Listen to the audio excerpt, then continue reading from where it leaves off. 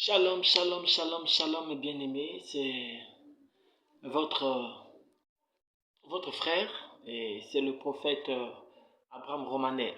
Donc, je viens encore une fois de plus vous parler ce matin concernant votre identité. Vous savez, lorsque vous ne connaissez pas votre identité, vous êtes perdu. Vous pouvez être mboshi. Vous pouvez être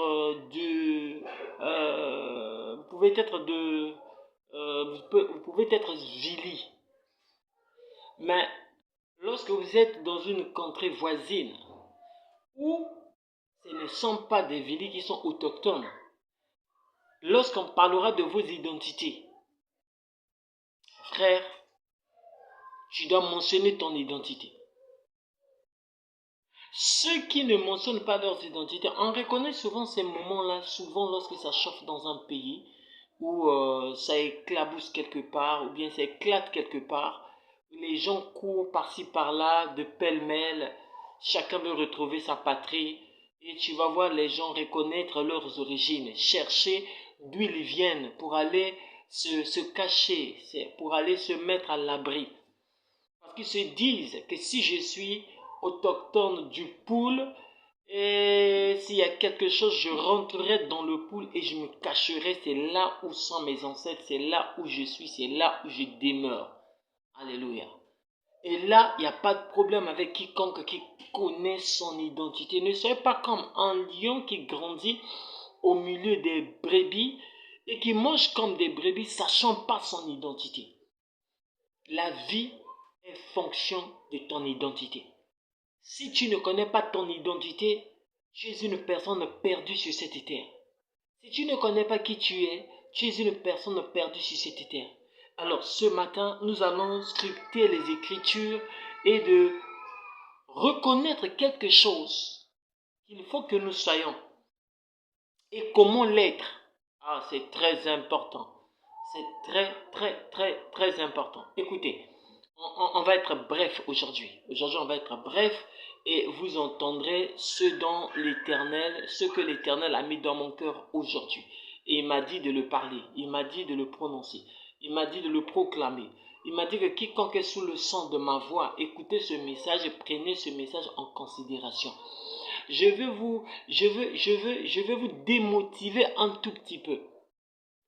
Tous ceux qui sont à l'église, vous savez, des multitudes de personnes envahissent les soi-disant églises, entre guillemets. En fait, c'est l'assemblée, ça doit être en temps normal, ça doit être appelé l'assemblée des saints. Parce que l'église n'est pas un bâtiment où habite le Saint-Esprit. Le temple du Saint-Esprit, c'est ton corps. C'est encore le temple du Saint-Esprit. Et c'est là, c'est ce corps qu'on doit appeler l'église. Car la première église qui est arrivée sur cette terre, c'était l'église dans un corps qui était Jésus.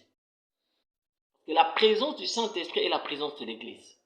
La demeure du Saint-Esprit, on appelle l'église. Alléluia. On appelle l'église.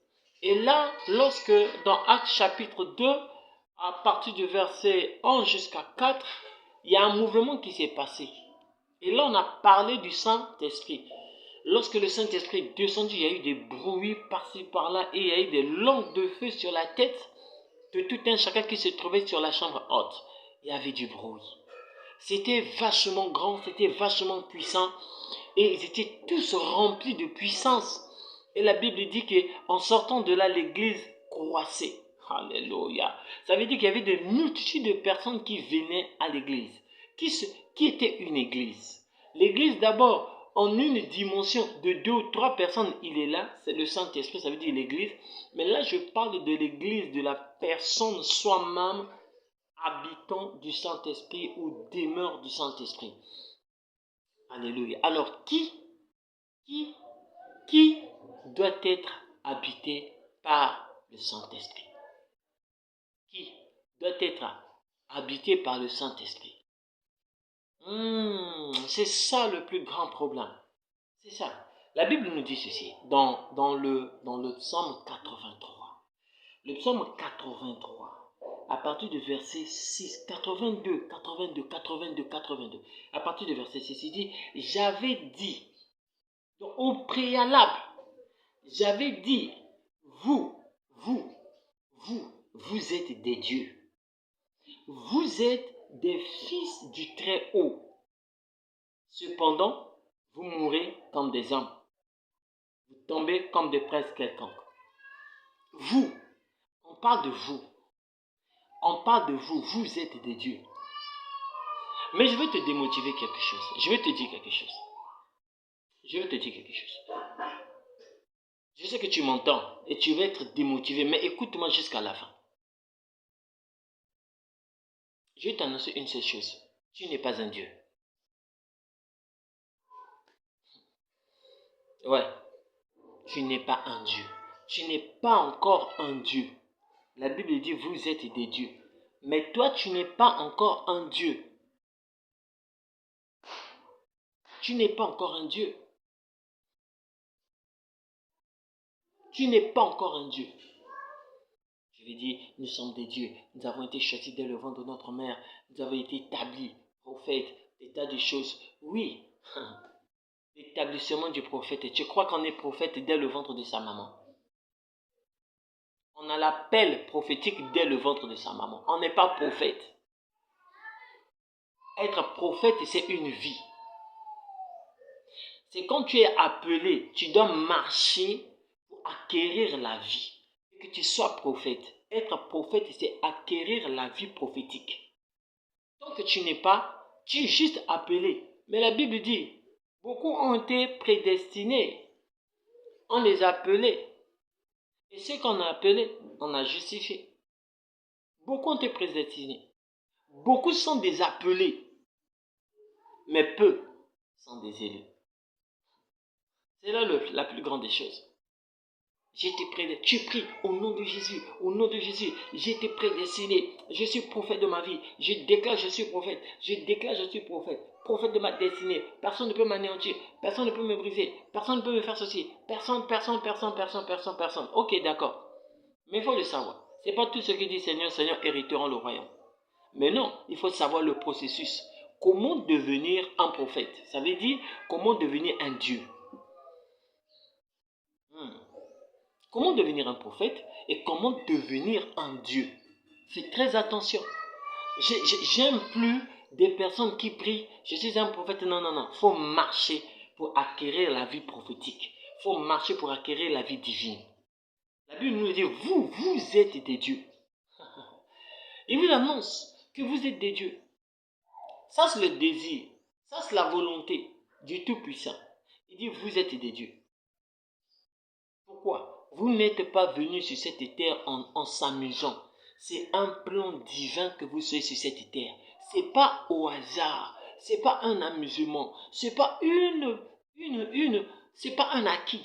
C'est une grâce. Tu es sur cette terre et sur cette terre, tu as une mission à accomplir. Raison pour laquelle tu dois connaître ton identité. Quelle est ton identité? Est-ce que tu es un esprit? Si tu dis que tu es un esprit, effectivement, tu es un esprit parce que tu as un esprit, tu as une âme, tu as un esprit, tu as une âme, tu es un esprit. Je dis pas que, excusez-moi, je dis pas que tu as un esprit. Non. Je dis tu es esprit, tu as une âme et tu vis dans un corps. Tu es un esprit, tu as une âme et tu vis dans un corps. Tu es un esprit, tu as une âme et tu vis dans un corps. Maintenant, on dit que vous êtes des dieux. Écoutez quelque chose. L'apôtre Jean dit que ceux qui doivent adorer Dieu doivent l'adorer en esprit et en vérité. On dit vous êtes des dieux. Parce que votre identité dépend de vos origines. Vos identités dépendent de vos origines. Quelle est ton origine? Est-ce que tu es un esprit? Et n'accepte pas parce que tu es esprit seulement comme ça, parce que tu as entendu les gens dire tu es un esprit. Non, il faut le savoir. que tu es une terre informe et vide. Et cette terre, on a soufflé. On a soufflé. Quand on souffle, le souffle là, c'est l'esprit. L'esprit est rentré dans la terre à travers des narines. Tu es devenu une âme vivante. Et ce corps-là devient un corps à laquelle habite ton âme, à laquelle tu habites et habite ton âme. Alléluia. Maintenant, Dieu ne converse pas avec ton âme. Dieu converse avec ton esprit. Raison pour laquelle beaucoup de gens se disent qu'ils sont des dieux. Au fond, ils ne sont pas des dieux. Parce que leur âme, leur esprit est endormi. La Bible dit, réveille-toi, toi qui dors d'entre parmi les morts. Quand Dieu parle des morts, il parle d'un esprit mort.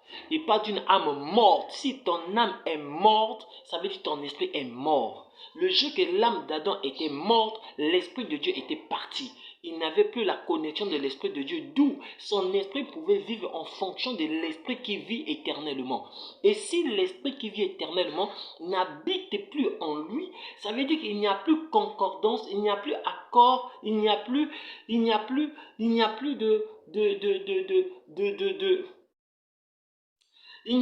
accord, il n'y a plus cette connexion avec l'esprit.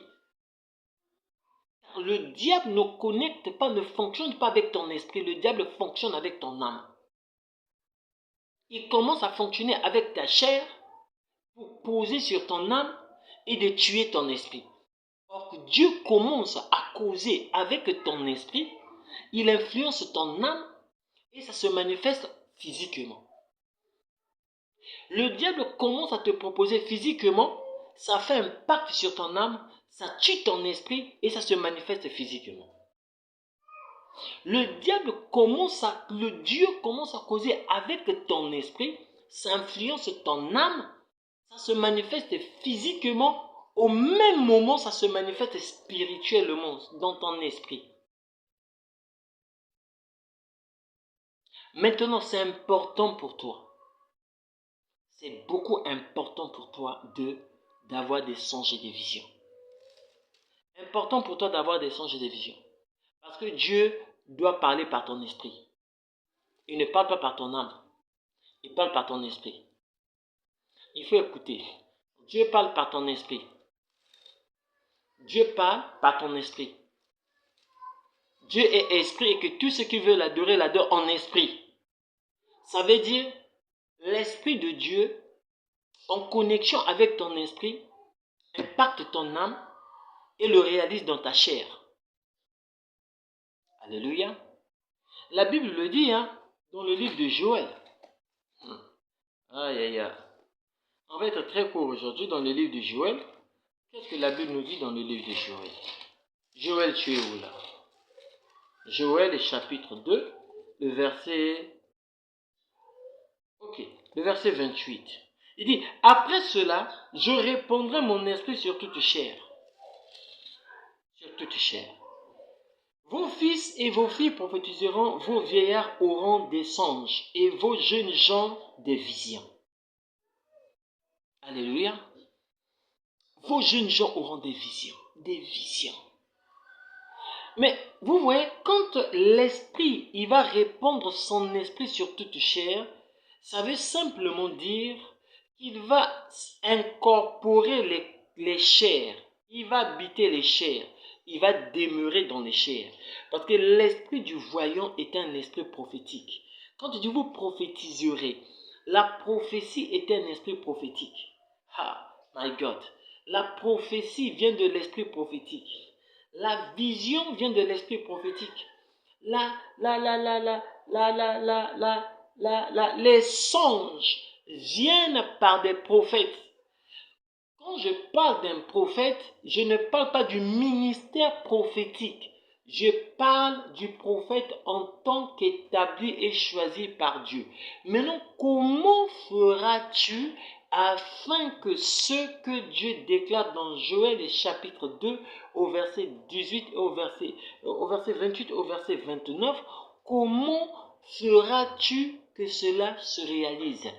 Parce que ton esprit doit être éveillé. Une fois que ton esprit est éveillé, et si ton esprit n'est pas éveillé, ça veut dire que ton esprit est mort. Si ton esprit est endormi, ton âme est morte. Ton âme est morte. Si ton esprit est endormi, ça veut dire que ton âme est morte. Alors, si ton âme est morte, l'âme est morte, ça veut dire que ton corps est devenu un instrument qui peut mourir à tout moment, qui peut repartir à terre à tout moment. On peut claquer du doigt comme ça, pac, tu tombes, c'est fini. On peut commettre un petit bruit. Les gens peuvent passer, un Jakarta te touche ou bien un petit vélo te touche au niveau du pied. En cherchant toujours des astuces, et des plus petites astuces pour te dépêcher et pour balayer ta vie sur cette terre. Balayer ta vie sur cette terre. Alors ce soir, ce matin, je suis venu te dire, ton corps est un contenu. Ton âme habite dans le corps et ton esprit, c'est toi. Maintenant que Adam a perdu dans le jardin, Adam a coupé la connexion avec Dieu. Une fois que Adam coupe la connexion avec Dieu, l'esprit d'Adam s'endort. L'âme d'Adam meurt et le corps est un instrument. Le jour que quelqu'un claquera du bout du doigt, tu repartiras poussière. Maintenant, regarde comment on devient un prophète ou on devient un Dieu. Il y a un sacrifice qui avait été donné, qui avait été accepté. Il y a un sacrifice. Quand c'était l'image, c'est Jésus. L'image de Christ dans l'Ancien Testament où on prenait le sang, on allait verser dans le propitiatoire. Et quand le propitiatoire recevait le sang, la fumée apparaissait et la gloire de Dieu se répandait sur le peuple. Mais aujourd'hui, il ne joue pas en fonction du peuple, il joue en fonction de l'individu. La grâce est pour tout un chacun, mais la grâce est individuelle. Alors ce soir, ce matin, je viens dire à quelqu'un, le processus de devenir un Dieu, ou le processus de devenir un prophète, le processus de devenir un pasteur, le processus de devenir un, c'est très simple. C'est très simple. Plongez-vous dans le sang de Jésus. Jésus-Christ a manifesté l'état prophétique, il a manifesté l'état pastoral, il a manifesté l'état de l'enseignant, il a manifesté l'état apostolique, il a manifesté l'état évangélique. Mais Jésus l'a fait. Jésus l'a fait parce que le Père qui était en esprit a fabriqué un corps et ce corps est composé de la chair et du sang. À travers la chair et le sang, Dieu apparaît sur cette terre et s'est exercé. Maintenant, lui qui a manifesté les 5 ministères, toi qui es sur cette terre, tu veux manifester les ministères, tu veux vivre dans les ministères, tu t'appelles tu te nommes l'un des ministères sur la terre, mais tu n'es pas en fonction. Ton esprit n'est pas en fonction. Ton esprit est mort, est endormi, et ton âme est morte. Alors, qu'est-ce qu'il faut faire? De la même manière, Dieu a utilisé le corps et le sang pour apparaître sur la terre. De la même manière, tu peux utiliser le corps et le sang pour regagner Dieu. Donc, ça veut dire quoi? Ton esprit, ton corps, intermédiaire, l'âme. Le sang est l'âme de Jésus. Et le seul sacrifice qui avait été validé par Dieu, c'est le sang de Jésus. Tout héritage du Dieu Tout-Puissant se trouve dans le sang de Jésus. Tout ce dont tu en as besoin se trouve dans le sang de Jésus. Et dans le sang de Jésus, rien ne manque. Donc une fois que tu prends expressément, comme la Bible dit, ce que tu scelles sur la terre est scellé dans les cieux, de la même manière que tu es convaincu du message que je te donne et que tu te mets en application, tu prends le corps et le sang de Jésus et que tu consommes tous les jours de ta vie. Fais de ça une cure, même de 3 fois dans la journée. Eh my God. Fais cette cure, ce produit maintenant. Proclame ce dont tu veux voir. Tu es en train de permettre à ton esprit de revivre. Et lorsque tu es en train de revivre, l'ancien homme, l'ancienne personne qui se trouve en toi est en train de partir. Je t'expliquerai ça en long et en large à une nouvelle séance. Il est en train de partir parce que deux esprits ne peuvent pas habiter en un seul corps. Tu es le temple du Saint-Esprit et une fois que tu mets le sang et la chair, l'Esprit de Dieu, voyant quelqu'un prendre le sang et la chair, il vient demeurer. Quand il arrive, il sent qu'il y a quelque chose qui ne marche pas dans l'âme, il nettoie l'âme, il te révèle les choses qui sont dans l'âme afin que tu prophétises, afin que tu déclares. Car si tu crois de ton cœur, tu parviendras au salut. Mais si tu confesses de ta bouche, tu parviendras à la... Tu crois de ton cœur, tu parviendras à la justice. Quand tu prophétises de ta bouche, tu parviendras au salut. Ça veut dire quoi? Lorsque le Saint-Esprit te révèle certaines choses et que tu prends en considération, que tu déclares au nom de Jésus, à compter d'aujourd'hui, ces choses, je ne les verrai plus jamais dans ma vie. Et tu vas faire quoi? Tu vas prendre le corps et le sang. Et c'est à partir de là un changement miraculeux va commencer à s'opérer. Et Dieu va commencer à te le révéler dans tes visions et dans tes songes. Pourquoi? Parce que tu as commencé à prendre le sang et le corps qui refait vivre ton âme et qui revivifie. C'est-à-dire que tu revis, tu fais revivre ton âme. Dès lors que tu fais revivre ton âme, naturellement même ton esprit se réveille. Quand l'esprit se réveille, l'esprit se connecte, le Saint-Esprit est proche et il attend juste que ton esprit se réveille. Maintenant, je ne sais pas combien de jours ça peut prendre, mais ce qui est sûr et certain, réveille ton âme par l'âme de Christ qui est le sang et la chair. Réveille ton âme. Tu as cette responsabilité. Dieu ne va pas réveiller ton âme. Il y a une âme qui avait été validée. Et cette âme, c'est le sang de Jésus. Vous connaissez le sang, il y a la vie.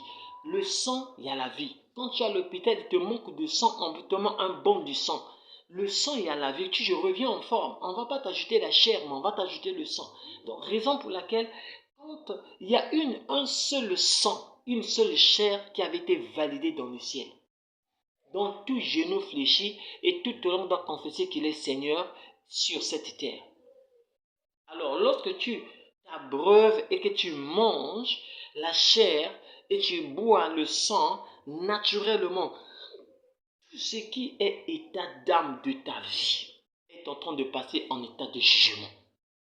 Un jugement est en train de se faire à l'instant même que tu es en train de prendre le sang de Jésus et la chair de Jésus. Tu rentres dans une alliance. Et cette alliance, tu fais appel à Dieu pour combattre le vieux homme qui est en toi, que toi-même tu ne peux pas chasser. Mais tu fais que recours au sang et à la chair afin que le nouveau homme qui est le Saint-Esprit rentre dans ta vie et détruit. Et chaque fois que tu le fais, il est engagé pour chercher à neutraliser. C'est là, lorsque tu demandes la vie par le Saint-Esprit, par le sang et la chair, et c'est là ton âme est en train de revivre. Lorsque ton âme est en train de revivre, ton esprit se réveille. Une fois que ton esprit se réveille, rentre en contact avec le Saint-Esprit. Au lieu que toi tu fasses maintenant ça c'est ta volonté. Il y aura aussi la volonté de Dieu. Par rapport à ce que tu es en train de faire pour rentrer en contact avec Dieu, Dieu aussi rentre en contact avec ton âme pour te dire des choses que tu dois faire sur la terre. Ça veut dire simplement quoi? Que fais de l'Éternel tes délices, il fera ce que ton cœur désire. Et chaque fois que tu prends le sang de Christ, ça veut dire que tu veux l'intervention divine dans ton âme. Ça veut dire que tu es chargé, fatigué, tu as besoin du repos. Et le seul repos se trouve dans le sang de Jésus. Or, le sang de Jésus est l'abri de quiconque croit en lui. My God. Le sang de Jésus est l'abri de quiconque croit en lui. Quand tu consommes le sang de Jésus, l'âme de Christ habite en toi et que deux esprits ne peuvent pas habiter un seul corps et quiconque va habiter ton corps passe par le jugement. Il doit partir et le Saint-Esprit ne le fera pas lui-même, il le fera en accord avec toi en te révélant maintenant ce qui est anomalie dans ton corps. Et c'est là que tu diras maintenant, je détruis cette histoire et que le Saint-Esprit rentre. Naturellement, cette histoire est détruite. Car tu dois donner l'accès au Saint-Esprit. Donc l'accès est donné à la première étape qui est prendre le corps de sang pour se réveiller et pour revivre l'âme et réveiller l'esprit. Et une fois l'esprit est réveillé, le Saint-Esprit rentre maintenant en contact pour te faire comprendre, maintenant te faire connaître le désir et le plan de Dieu, le pourquoi tu es venu sur cette terre. Alléluia. Aussi longtemps que ton esprit n'est pas debout, aussi longtemps que ton esprit n'est pas éveillé et que ton âme n'est pas vivante, Dieu parlera toutefois, car il renouvelle sa bonté chaque matin. Et chaque fois qu'il dit qu'il parle, le diable ne te permet pas d'avoir des songes et des visions. Pourquoi?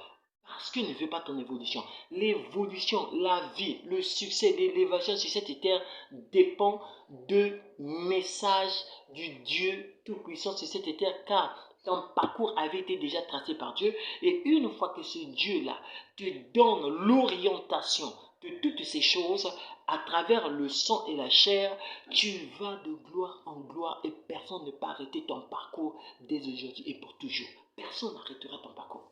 Personne n'est capable d'arrêter Dieu. Si et seulement si tu repars vers Dieu et tu comprends ce que Dieu veut de toi et que tu comprends ce que tu dois faire, Dieu est au sommet de toutes choses. Oh, je suis fatigué. Mes frères bien-aimés, je suis au Congo-Brazzaville. Tu te diras peut-être que non, tu sais seulement le sang de Jésus. Si tu as besoin de moi, je suis au Congo-Brazzaville. Tu as besoin de moi, je peux arriver. Tu m'appelles, tu me déplaces, on pourra partager et déclarer. Je pourrais dire des tas de choses que je n'ai pas pu dire maintenant. Car Dieu seul sait et la gloire de Dieu se répand sur toute personne. Alors, je suis au Congo-Brazzaville et je suis le prophète Abraham Romanel. Je suis ici et le ministère est en train d'évoluer. La gloire de Dieu est là. Le ministère est là posé et mon numéro c'est le 06 638 29 88. Écoute ce message. Tu seras sauvé. Je prie pour toi. Partout où tu te trouves. Peu importe l'emprise satanique dans ta vie. Je déclare libre maintenant. Va de l'avant. Au nom de Jésus. Soyez bénis, soyez bénis, soyez bénis, soyez bénis. Au nom précieux de Jésus-Christ. Amen. Merci, merci.